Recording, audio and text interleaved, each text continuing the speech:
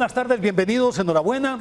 En estos especiales que estamos presentando sobre la canonización de Juan Pablo II y de Juan XXIII, estamos abordando distintos temas que son necesariamente inherentes a esa cultura occidental a la que nosotros pertenecemos y que es la que nos ha forjado y que es la que determina nuestra vida diaria.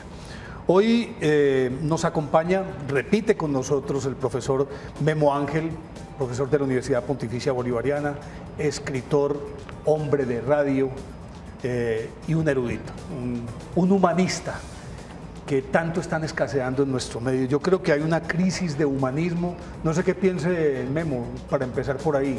Sí, hay mucha gente, muchos hombres y muchas mujeres, pero muy pocos seres humanos. Muy pocos seres humanos. Eso es complicado. Y estamos asistiendo a la sociedad de lo que llamaban los alemanes el idiota especializado, ¿no? El facidiot. Que se especializa el oftalmólogo en la retina, pero del ojo derecho, no del ojo izquierdo. Qué triste, pero desafortunadamente hemos dejado de ser muy humanos justamente por eso, lo que decía usted. Hoy nos convoca un tema que yo creo que es supremamente interesante y que definitivamente los seres humanos no hemos logrado todavía entender la dimensión de lo que esto significa, y por eso nuestra indolencia también con la naturaleza. No existe, no puede existir la civilización si no existe el agua. Es más, la vida. La vida no puede existir si no hay agua. No puede existir si no hay agua. Y por eso todas las civilizaciones han nacido, crecido, peleado, se han matado y se han redimido por el agua, y siempre junto a una fuente de agua, Memo. Pues sí, el agua es el factor de vida esencial, y todas las culturas y todas las religiones asumen el papel del agua como no solo como dador de vida, sino como sostenedor de la vida. Claro. Y ahí es donde esa es la validez que tiene el agua, que siendo una molécula tan pequeñita, 2 átomos de hidrógeno por 1 de oxígeno, no hemos sido capaces de hacer agua, porque el agua no es la molécula, sino el recorrido que hace el agua, y eso es lo que trae la vida.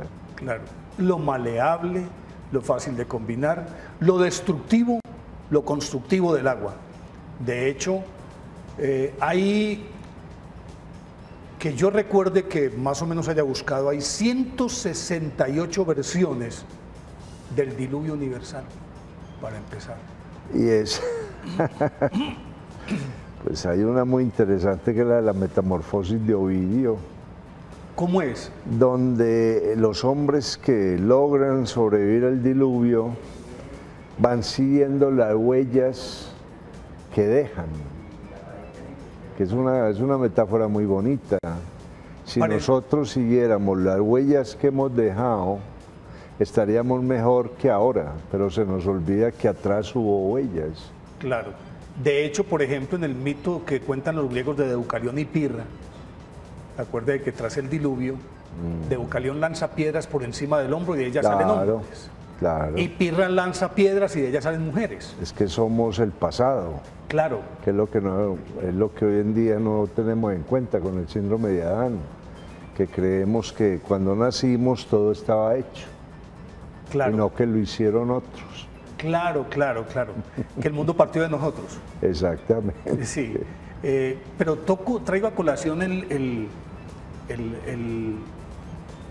relato del diluvio universal, por aquello de que empieza justo en donde se supone que nació la civilización, en esa cuenca fértil, en esa media luna fértil entre el Tigris y el Éufrates, que se asume que ahí fue el gran diluvio universal, por lo menos de lo que cuenta la Biblia.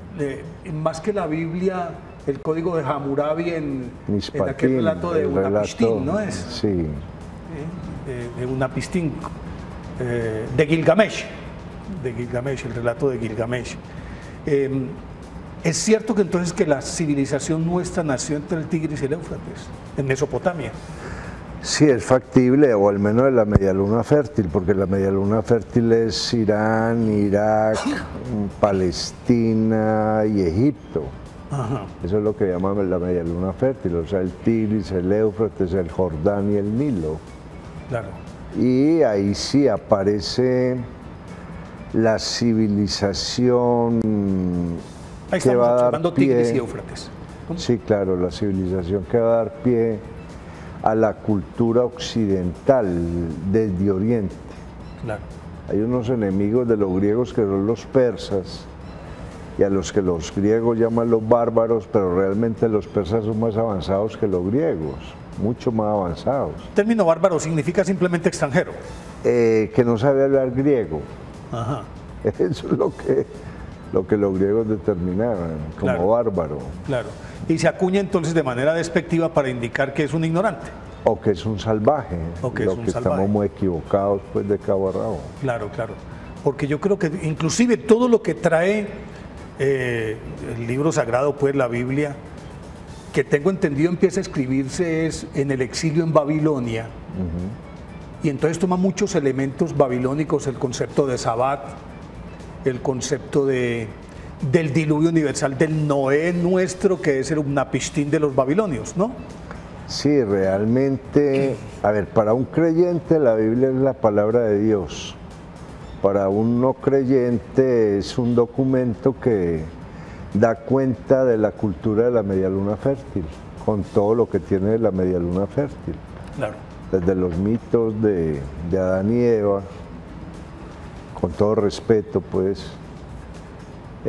las formas de creencias egipcias, y que va pues a generar digamos que una recopilación de sabiduría muy poderosa que nace definitivamente en Babilonia y en Egipto. Y es ahí donde lo escriben casi 800 años después del exilio. Ese es el Pentateuco o la Torá pues de los judíos, ¿no? Sí, lo que pasa es que tiene arreglos muy grandes. Por ejemplo, para Moisés, los mandamientos, y con Moisés aparece ese concepto, son el futuro. El futuro. Están planteados en términos de futuro: no robarás, no matarás, no codiciarás, y eso ya es una innovación inmensa. Claro. Porque en el juicio de los muertos, en el mundo egipcio, ya existía de alguna forma los mandamientos: yo no maté, yo no robé, yo no codicié. Porque son más bien normas de convivencia social. Son normas de convivencia social. Claro. Y eso es lo que después la filosofía de la Ilustración, con Kant, va a trabajar como los imperativos categóricos. Pero el imperativo categórico es aquello que, si yo no lo cometo, me permite vivir bien. Es casi la primera constitución del mundo, con el Código de Hammurabi. A ver, el Código de Hammurabi es un código que permite convivir en sociedad, pero que no es una constitución porque no obedece a un consenso. Claro, sino una imposición. Cierto, es una imposición de gente sabia, de lo que se llama las aristocracias en ese momento, que es el gobierno de los mejores, y cómo los mejores se ponen de acuerdo en lo que no se debe hacer para que la vida no se dañe. Claro. Entonces sigue siendo en efecto la primera constitución, la Carta Magna de Juan Sin Tierra de 1215. Pero yo creo que Más o eso ya- menos, sí. pero eso ya es como, Ya eso es como harina de otra otro cosa. costal. Pero justamente ese Tigris y Éufrates que da inicio a la civilización mesopotámica estaba de manera paralela con esa... que esa civilización crece gracias al limo fértil que dejan las crecidas del Tigris y el Éufrates. Lo mismo que sucede con el Nilo. Sí, ahí hay tres cosas fundamentales en el Tigris y en el Éufrates, donde la Biblia sitúa el paraíso realmente. Y es que a partir de ahí aparece un elemento de construcción importantísimo para el desarrollo de ciudades, por eso son civilizaciones, porque tienen ciudades, que es el ladrillo. El ladrillo permite construir, remodelar, tumbar, ampliar. Independientemente de si es cocido o secado al aire. Independientemente, porque es que el ladrillo, como ladrillo, permitió tres cosas fundamentales: no solamente construir murallas y viviendas, sino que permitió el horno, capturar el fuego, y al capturar el fuego ya se pudieron alear metales mucho más fácil, se pudo hacer pan, y se pudo establecer un comercio a través de la producción. Y con el ladrillo se hicieron los zigurats, unos edificios de 7 pisos, para poder entender el tiempo, porque el tiempo está en el cielo. Sí, que no tenía nada que ver con cámaras mortuorias, sino simplemente para entender el tiempo. Pero ese concepto lo desarrollan más los egipcios al lado del Nilo. No, lo desarrolla Sargón II. Sargón II, en Akkad, en el rey Acadio. Mesopotamia. El rey Acadio.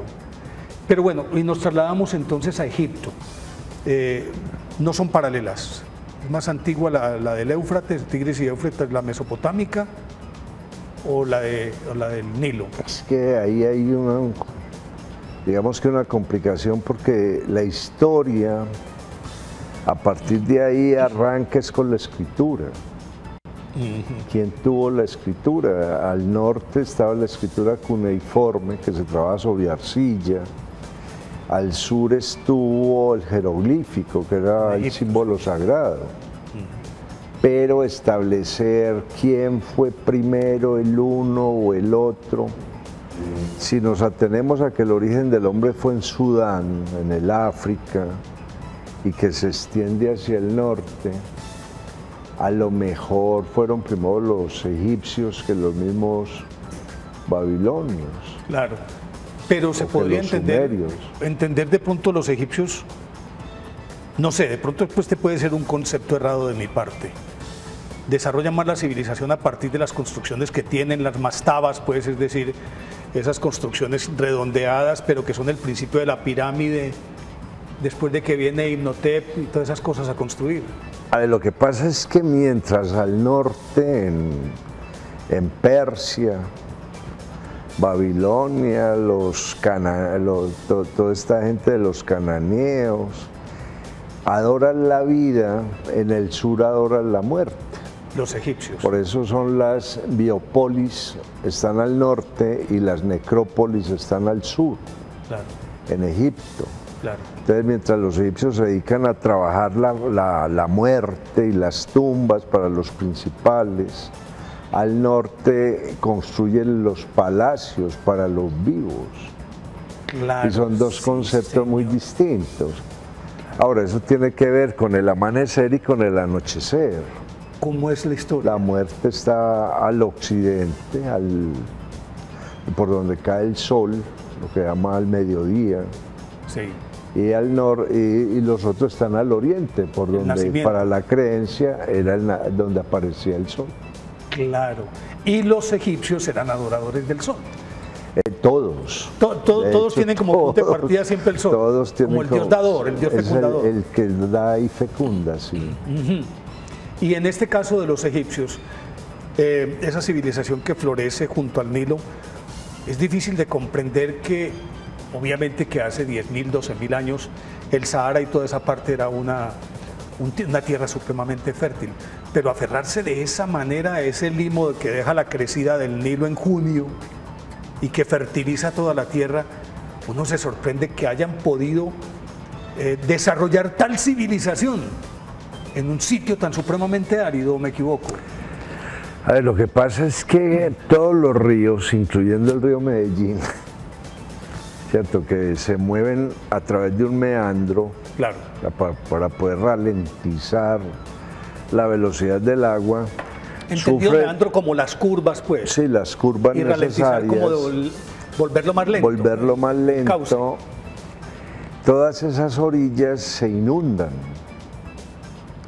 y configura lo que llama Las Vegas. Por eso aquí hay una avenida que se llama Las Vegas, que era la que iba por el lado del meandro del río. Y en el caso de Egipto, la inundación es muy alta. Entonces alcanza a fertilizar grandes zonas. Al lado y lado. Al lado y lado, ¿cierto? Y eso permite que los egipcios logren ahí una enorme civilización, porque la inundación es muy grande y porque el contenido que trae el Nilo, que nace en el lago Victoria, es muy alto en fertilizantes. Claro. Entonces ellos se vuelven la bodega de trigo del Mediterráneo. Claro. De hecho, los romanos y los griegos se apoderan de Egipto es por eso. Claro. Porque Es una despensa. sí, es una despensa alimentaria muy poderosa. Y por eso cuando viene aquella famosa sequía, que uno tendría que entenderlo más que como un mito, pudo haber sido una realidad, cuando Moisés, José en Egipto, le dice al faraón lo de los 7 años de calamidad y los 7 años de vacas gordas, precisamente porque se depende exclusivamente de la fertilización de esos terrenos aledaños, ¿cierto? Y llega un momento en que la vega, la parte inundable, no es tan grande por algún fenómeno atmosférico, y eso pues, que genera esa sequía, pero ya tenían silos con grano guardado. Por eso todos los pueblos de la zona, entre ellos Jacob y sus hijos, van allá. Claro. Lo mismo, tiene la misma validez ese argumento, en este caso de otros 2 ríos que son, yo creo que, si se quiere, los más importantes del mundo aún. Me estoy remitiendo al Ganges y al Indo. Sí, claro. Las inundaciones del Ganges y del Indo es lo que hacen de media India una zona completamente fértil. Claro. Porque tienen unos componentes fecundantes muy poderosos, como el Amazonas. Por eso al lado del Amazonas la selva es muy grande. Como decían los abuelos Ariasa, le voy a pedir permiso, Memo. Vamos a ir con estos mensajes y ya retornamos.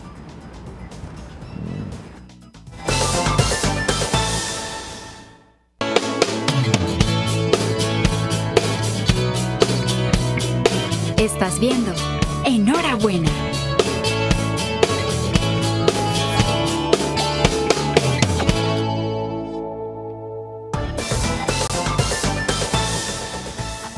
Hoy en Enhorabuena estamos en un especial hablando sobre los ríos como factor de desarrollo de todas las civilizaciones. Más allá de si son muy largos, caudalosos o cosas por el estilo, estamos hablando como factor de desarrollo de las civilizaciones.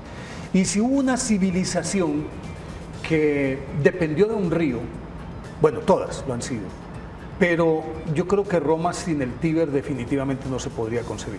Y allá está nuestro compañero César Giraldo, justo viendo pasar el Tíber, y nos está contando qué significa ese río para los romanos. El río Tíber, en italiano Tevere, es el tercer río más largo de Italia, con una longitud de 405 kilómetros. Nace en los Apeninos, en el monte Fumaiolo, en la región de Romaña, y atraviesa las de Umbría y Lacio, pasando por las ciudades de Perugia y Roma. Desemboca en el mar Tirreno, el cual alcanza a ser dividido en 2 brazos en Ostia, en Isola Sacra y en Fiumicino. En su curso hay numerosos puentes, algunos de ellos de gran valor histórico y artístico. El río se utilizó durante muchos siglos como vía de comunicación. En la época romana, los barcos comerciales podían remontar este río hasta Roma, hasta el mercado situado al pie del Aventino. En embarcaciones más pequeñas y aptas para la navegación fluvial, transportaban mercadería y productos agrícolas.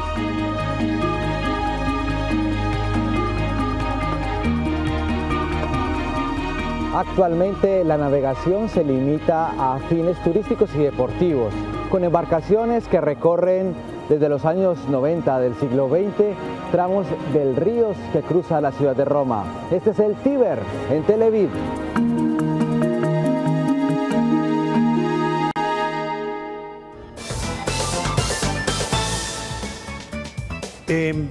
Yo creo que con el Tíber vamos a volver un poco más adelante, porque habíamos dejado en punta una inquietud sobre el Ganges y el Indo. Yo creo que si hay un pueblo que dependa de eso, de los ríos y concebidos estos como absolutamente sagrados, son los indios, que no hindúes. El hindú es el que practica el hinduismo, indios. Y entender que 8 de cada 12 habitantes, ¿cómo es? Creo que el 12%, algo así, el 12% de la población mundial vive en las riberas de estos 2 ríos. ya eso le indica a uno la trascendencia y la importancia que tienen el Ganges y el Indo como factores de desarrollo de esa civilización india, Memo. A ver, lo que pasa es que cuando el río se cuida, cuando el río se sacraliza, el río tiene una biodiversidad muy alta, tremendamente alta, lo que permite tres cosas fundamentales. La primera, una buena pesca, al fin y al cabo. Es un sitio donde hay carne para comer. Permite la polinización de un sinnúmero de plantas, lo que va a dar muy buenos frutales a los alrededores. Y permite el desarrollo de pequeñas poblaciones que se especializan en utilizar de manera muy práctica racional las ventajas comparativas que tiene la zona, o sea, metales, barro, tejidos. Entonces la India a lo largo de, no solamente creó grandes ciudades, sino pequeñas ciudades donde la gente, sacralizando permanentemente el agua, o sea, respetando el río, logró desarrollarse de manera muy interesante para estar vivos. Eso sin contar que son la mejor autopista, porque es un conector y entonces la civilización, la cultura y la religión se puede dispersar de manera uniforme en todas las riberas. Sí, sí, claro, es que hay una frase de Buda para eso, dice que la vida es un barco que va por un río dejando cosas en puerto y puerto, hasta que ya sale al mar.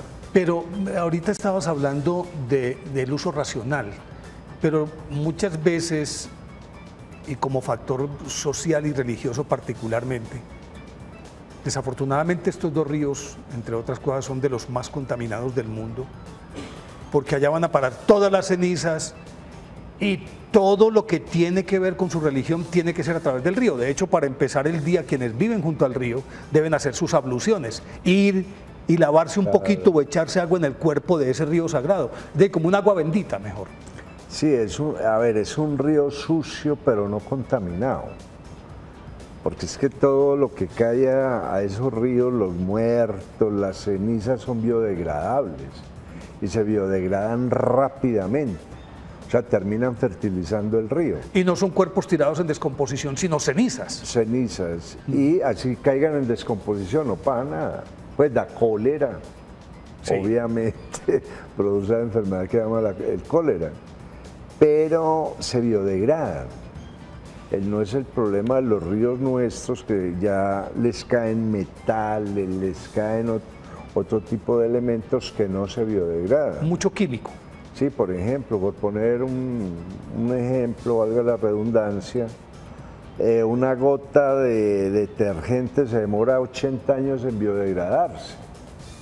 Entonces, ¿cuánto detergente está cayendo en este momento a los ríos? Claro. Y eso es lo que los está matando, están cayendo hidrocarburos. Claro. Y eso ya es contaminación. Y crean una película que no deja pasar el oxígeno, se acaba la vida. Hasta ahí, fuera de eso estamos canalizando el río.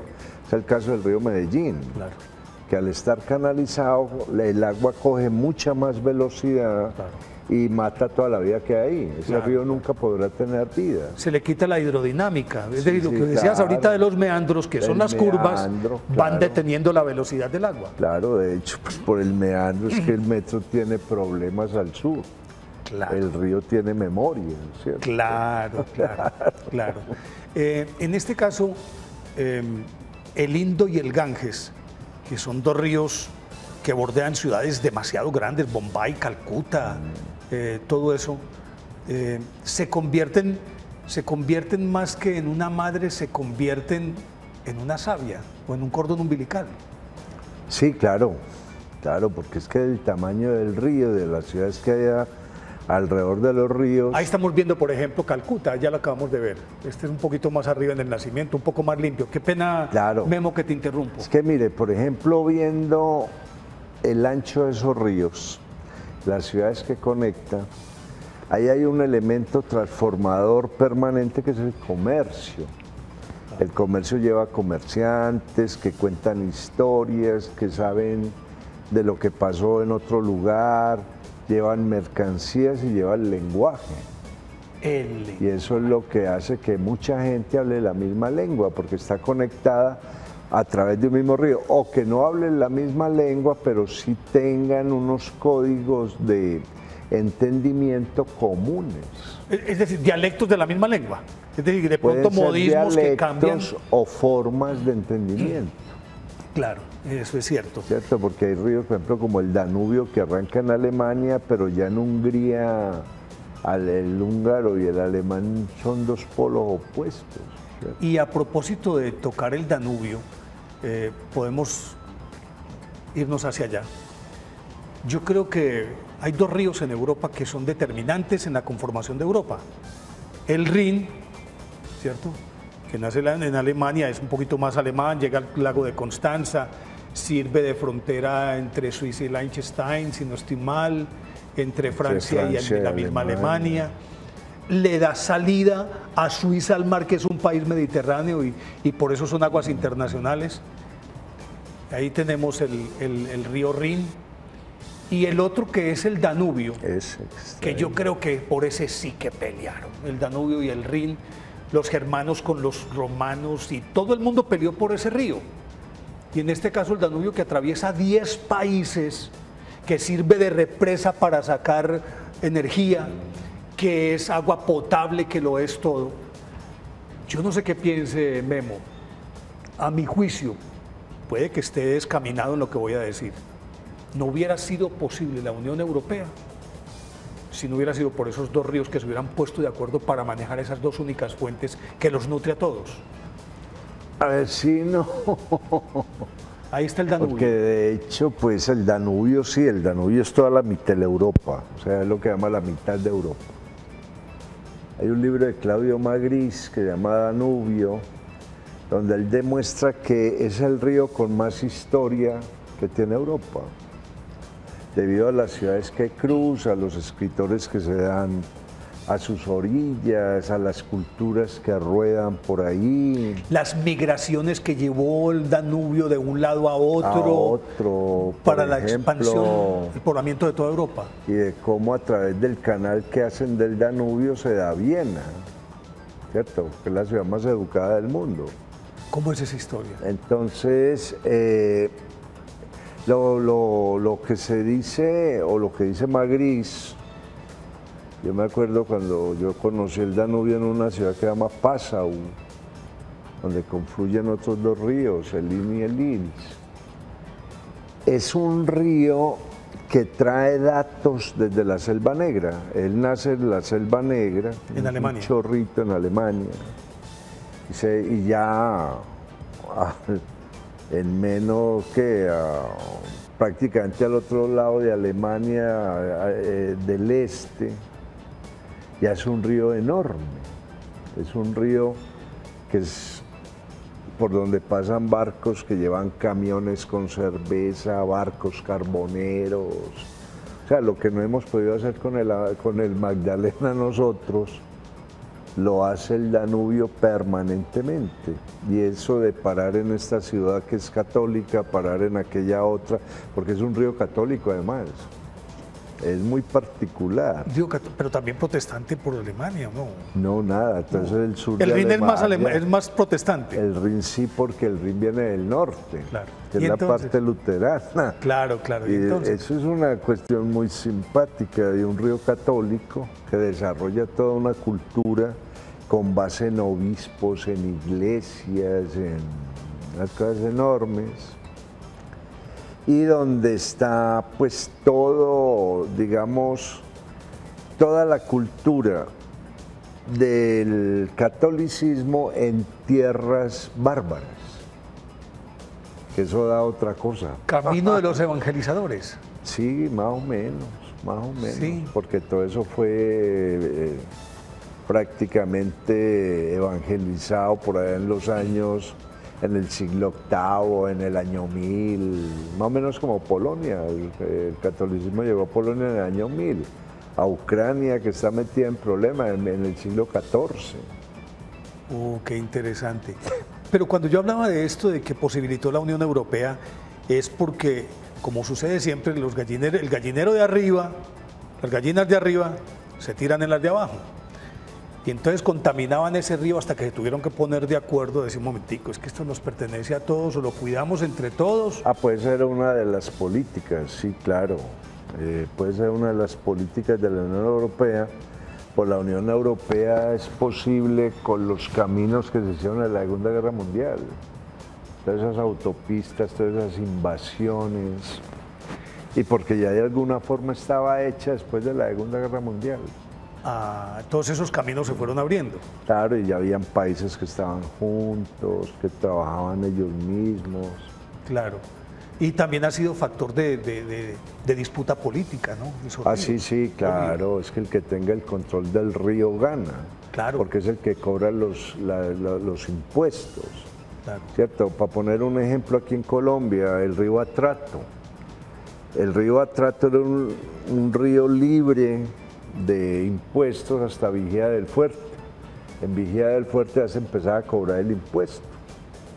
Sí, por eso después alguien dijo, el río Atrato es río sin trato, o sea, contrabandeen por ahí hasta antes de llegar a Vigía del Fuerte. Claro. Entonces un río son las fronteras que tenga, porque ahí es donde el otro cobra el impuesto. Ahorita habíamos hablado así muy tangencialmente del Tíber. El Tíber tuvo una característica, es que ahí en el Tíber, Rómulo y Remo, los fundadores de Roma, estuvieron depositados en una canasta hasta que la loba los sacó, los amamantó y pudieron fundar a Roma. En un lado creo que estaban los etruscos y en otro los sabinos. ¿Cómo es esa historia? Para entenderla. A ver, realmente es que el pueblo romano son etruscos, latinos, sabinos, y cuando se fundan las ciudades de la península itálica, que dice la leyenda pues que el primero fue Eneas, el que fundó Alba Longa. Que venía de Troya, el hijo de Anquises. Entonces, realmente lo que hay ahí son unos pueblos que se dan a la orilla del río, al lado y lado, y que ese accidente geográfico lo lleva a que tengan dos culturas diferentes. Pero eso pues hace parte de la historia de Tito Livio, que es el que cuenta todo eso. Realmente ahí, cuando se funda Roma, se fundan 3 tribus, con base en 3 tribus, latinos, etruscos y sabinos. Los sabinos y los latinos van a ser campesinos y los etruscos van a ser urbanos, porque eran grandes fundidores de metales. Y que fueron los que se robaron las Sabinas porque no tenían mujeres, y ahí el rapto de las Sabinas. El rapto de las Sabinas, porque necesitaban muchas mujeres para poder crecer el pueblo. O sea,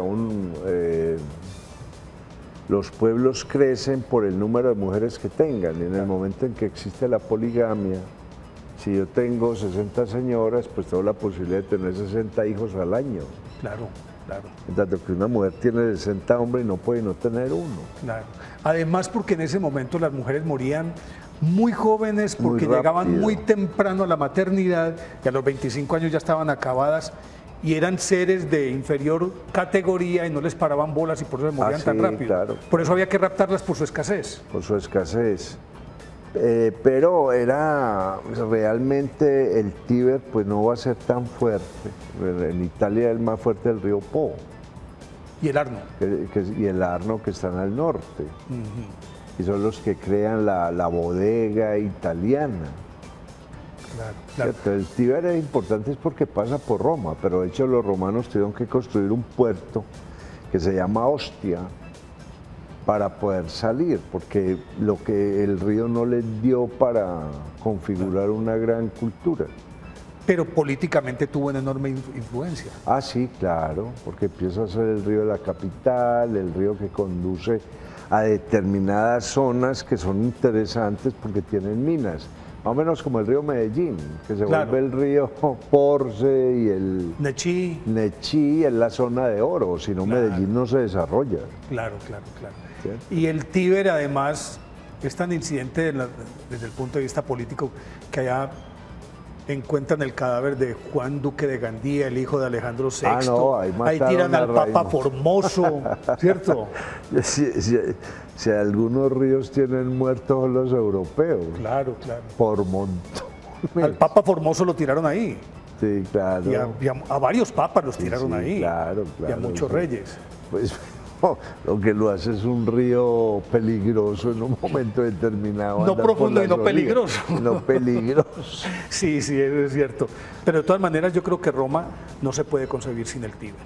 Así ninguna ciudad, es que todas las ciudades importantes están a la orilla de un río. Por ejemplo, ¿qué sería de Nueva York sin el Hudson? ¿Qué sería de Buenos Aires sin el río de la Plata? Washington ¿Qué sin sería el de Potomac? Washington sin el Potomac? ¿Cierto? ¿Qué Claro. sería de...? El Varsovia sin el Vístula. Sin el Vístula, o sea, todos estos ríos, incluso hay un río tan poderoso como el río Elba, que fue el de las inundaciones del año pasado en Alemania, Claro. que nace en Checoslovaquia e inundó todo Alemania, el río Sí, Elba. señor. ¿Qué sería, por ejemplo, Rusia sin el Volga? Sí, claro, el río Don, o sea, todas las culturas. Lo que uno no se explica es por qué nosotros no hemos desarrollado nada al lado de los ríos de nosotros, que son tan poderosos. Nuestro Magdalena, que cruza 17 departamentos. El Magdalena, el Orinoco, el Cauca. Amazonas, En el interior, pues, Cauca, Cauca y Magdalena. el Atrato. El atrato. Te pido permiso, vamos con unos mensajes y ya regresamos.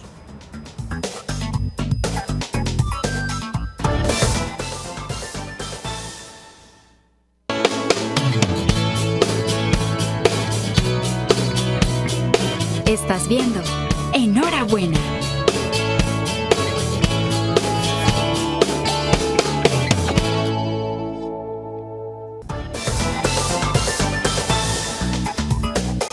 Estabas hablando de que nosotros no hemos podido desarrollar nuestros ríos. Y obviamente que aquí tenemos el Magdalena, desafortunadamente convertido en cloaca como el Cauca y los otros ríos, el Bogotá, el Medellín. Pero yo creo que hay un río que es también, en este caso, yo creo que el más importante del mundo. Hablamos del Amazonas, que 219.000 metros cúbicos por segundo que lleva. En algunas partes dicen que hasta 300 kilómetros de anchura. Yo no llego a creer que sean 300 kilómetros, pero sí 50 con toda seguridad, sí, por lo menos aquí en el trapecio amazónico. La quinta parte de todo el agua potable, de todo el agua dulce del mundo, el 25% del oxígeno que produce para todo el planeta, esas son palabras mayores. Sí, el Amazonas depende de en qué época lo miren, porque en el momento en que inunda llega a tener los kilómetros, no debe la otra orilla. En octubre, de octubre en adelante. Cierto, que se inunda de manera poderosa. A ver, el Amazonas, que se llama Amazonas por la crónica del padre Carvajal, que dijo haber visto las Amazonas en el río. Lo que es muy lindo, pues, como todo el mundo en esos calores ve lo que quiere. Claro, claro. Y se le Y ocurre- se dicen que eran manatíes, ¿no? No, las manatíes eran más las sirenas. Las sirenas, Las sí, sí, sirenas que la Amazonas. A lo mejor había mujeres guerreras, pues. Pero Y es un Orellana habla de río- ellos. Sí, claro, es todo el país de la canela. Es que es la crónica del padre Carvajal. Sí, sí. Y en ese río solamente se ha podido desarrollar una sola ciudad, que es la capital de la selva, que es Manaos. Que floreció al O influjo sea, del caucho. Colombia no ha querido desarrollar, Leticia, Perú tampoco ha querido hacer un gran Iquitos, desarrollo. En Iquitos. Claro que siguen siendo unos pueblitos ahí perdidos, pero Manaos es una gran ciudad. Y los brasileros sí la supieron hacer. Pero más por el influjo del caucho, Primero por todo el influjo de los caucheros y los buscadores de oro. Es que inclusive Manaos tiene un teatro que creo que es una réplica de la Scala de Milán. Y fue inaugurado por Enrico Caruso en 1906. Claro, Caruso cantó en Manaos. Pero ya Manaos es una enorme ciudad, pues una enorme ciudad, la capital de la selva, debido al caudal que trae el Amazonas. O sea, ahí el caudal hidroeléctrico es completamente espectacular. De hecho, ya no se tienen que utilizar ruedas Pelton como las de nosotros, que tienen unas caídas de 800 metros. Como Guadalupe. O las Francis de 400 y no Kaplan. Son unas ruedas que prácticamente van al mismo nivel del río y producen la energía que se quiera. Y agua potable y energía son el factor básico de desarrollo. Claro. ¿Cierto? Aquí había un eslogan de las empresas públicas de Medellín que era fuente vital de bienestar y progreso. Bellísima, que no sé por qué. Que yo no sé por qué la votaron, bobos, pues que en todas partes hay. Lo dijiste, yo no lo dije, lo dijiste. No, sí, yo sí lo digo, porque es que eso define el uso del agua y el uso de la energía. Claro. Y eso fue lo que pasó con Manaos, que el río se volvió fuente vital de bienestar y progreso.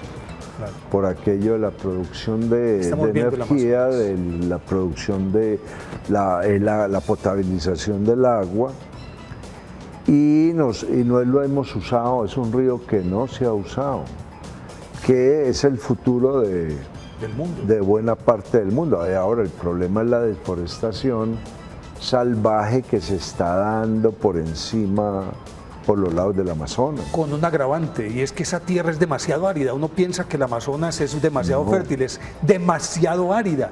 Usted le quita el manto vegetal que dejan las hojas y todo lo que cae, que se reabsorbe por el terreno, y usted corta un árbol y ahí queda un pedazo árido, pura pizarra. Claro. Es que si usted hace un vuelo, por ejemplo, de Santiago a Bogotá, el Amazonas es una especie de ajedrez rojo y verde. Es completamente fatal. Lo que se ve ahí abajo es completamente fatal.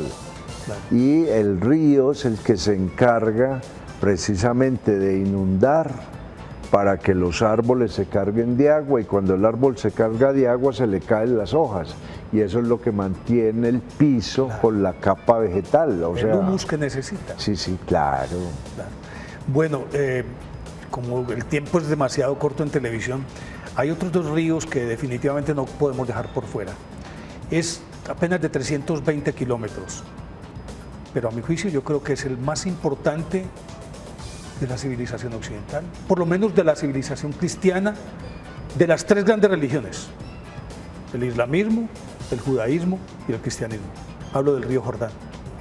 Sí, el río Jordán es un río al que se le ha sacado mucho partido en una zona muy desértica, que es Palestina. O sea, lo que hoy en día es Jordania, Israel, el Líbano, buena parte de Siria, y todos han bebido de ese río. Claro. Y ahí fue donde más se entendió la capacidad vivificadora del agua. Por eso no es de extrañar que en una zona tan desértica, con un pequeño río, porque es un pequeño río, se sacralice de tal manera el agua. Claro. Entonces los judíos para sus abluciones, el cristianismo para el bautismo, y después los mismos islámicos también para sus abluciones. Y aparte de eso, la necesidad de usar esa agua potable. Los israelíes para irrigar buena parte del Negev y esa parte árida. Darle agua a Jordania, que no tiene, claro. A Palestina no tiene agua. Esa es la peor fuente de conflicto, de guerra que hay ahí en esa zona en este instante.